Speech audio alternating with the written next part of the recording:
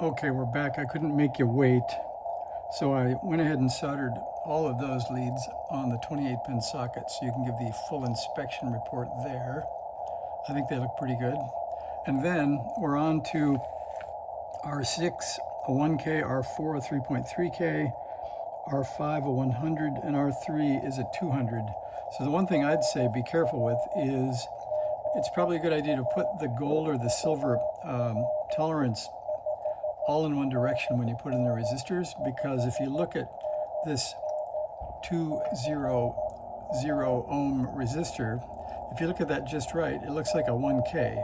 So be careful that you get R3, which is a 200 ohm resistor, to actually be a 200 ohm resistor. Like that one, you can see the banded in is here, the gold. So that's 20 and a multiplier of 1. So that's a 200.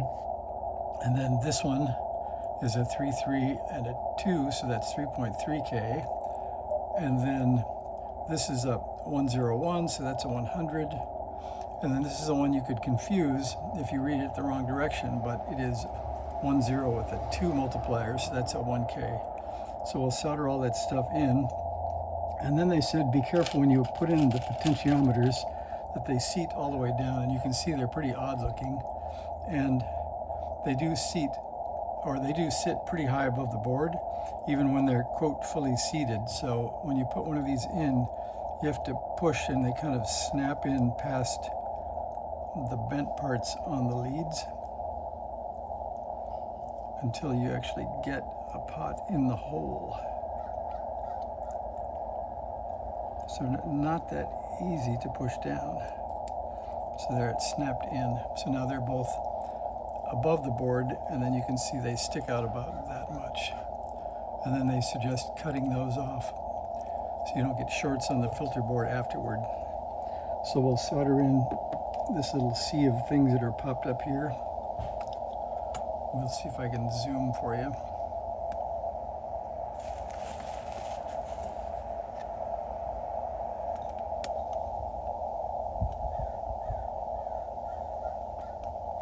That ought to work. I'll try to move around so you can see things. So we'll do this end first.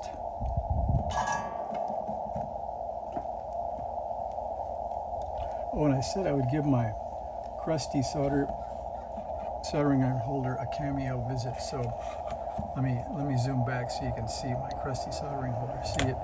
It's too many years of watered sponge rusting out the poor thing, but it is a Weller PH 1201 that's been around forever. Maybe I'll have to upgrade. For a while I had the temperature controlled solder station, but the temperature control gave up. So I'm back to my old 60 watt iron until I get a new solder station. All right, let's see what we can get here. I think this might be the time to get the vise out so I don't have to chase this thing around.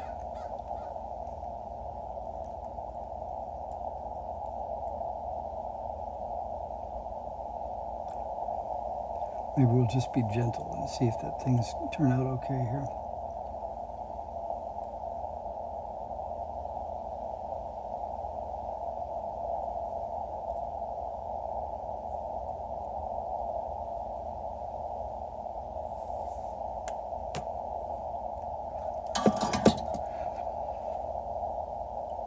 I think those look okay, and those look all right.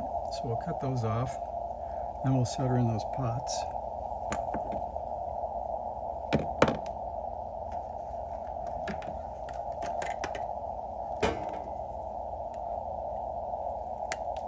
Let me give a plug to the Home Depot benches too. I have a Husky bench with 2 drawers underneath that Home Depot had on sale, and it's been lovely to have my tools in the drawers right below the bench so they're not spread all over the bench top.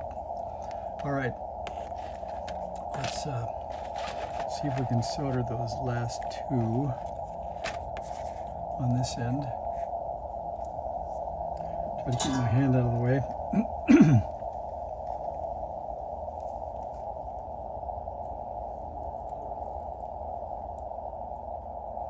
These have a lot more metal to heat up.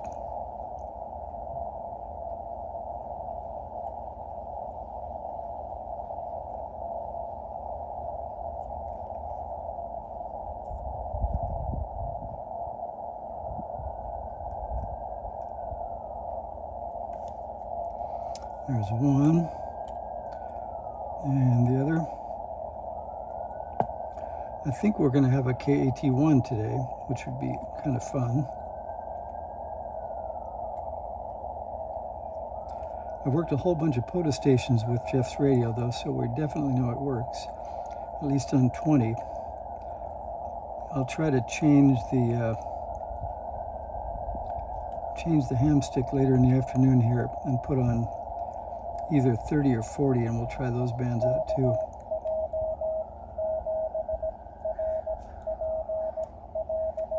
Okay, there's the two forward and reverse adjustment pots.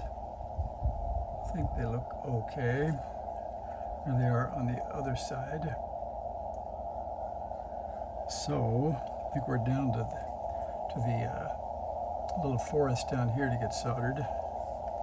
By the way, my wife took my camera stand, so hopefully you don't mind being on the left side of the bench for a while.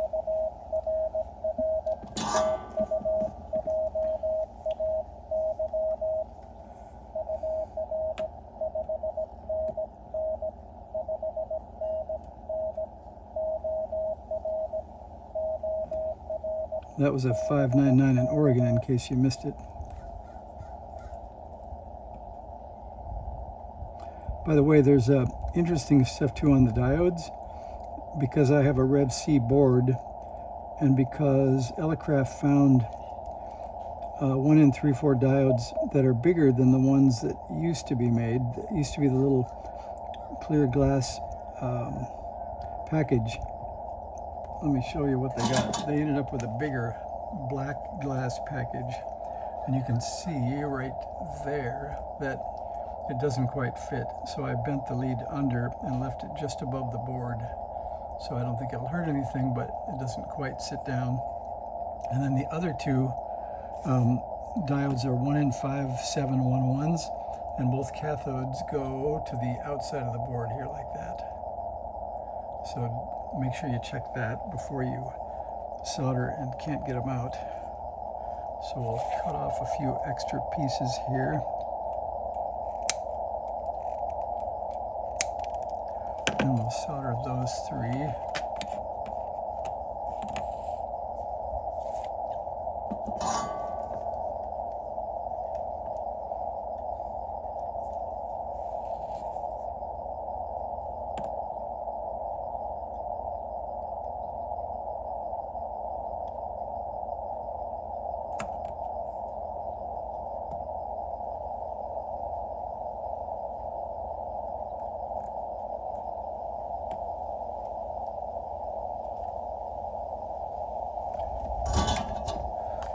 Pretty good. Maybe a little bit too much solder that time.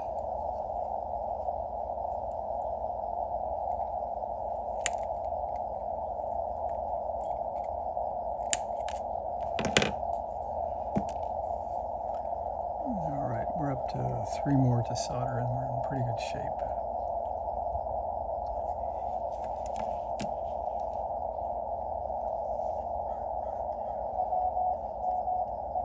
And that finishes page 3 of the instruction manual once you get the 2 pots in.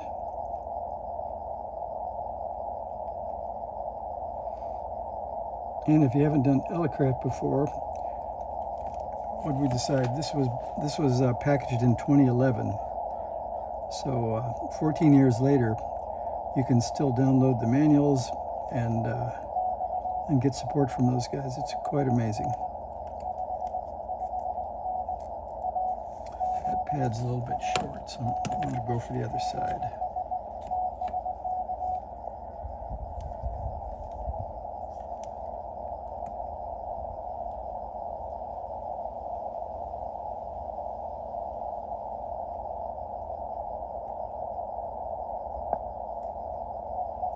I think we're there.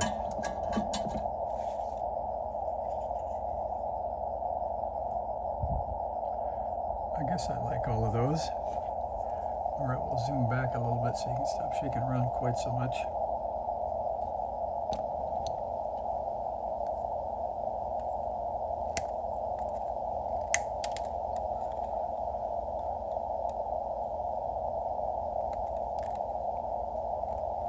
And then they say we're supposed to trim these guys. They're sticking out somewhat, so we'll give them a trim.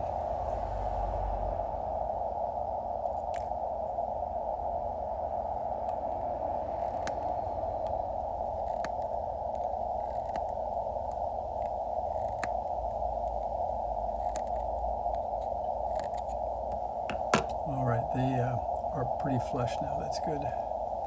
Okay, well, there's a look at what we have so far. And like I say, that's the end of page 3 in the manual, so there's not much left. We have the inductors and a few caps to go, and then the, I guess we have, what, an LM358 in there? We're almost done.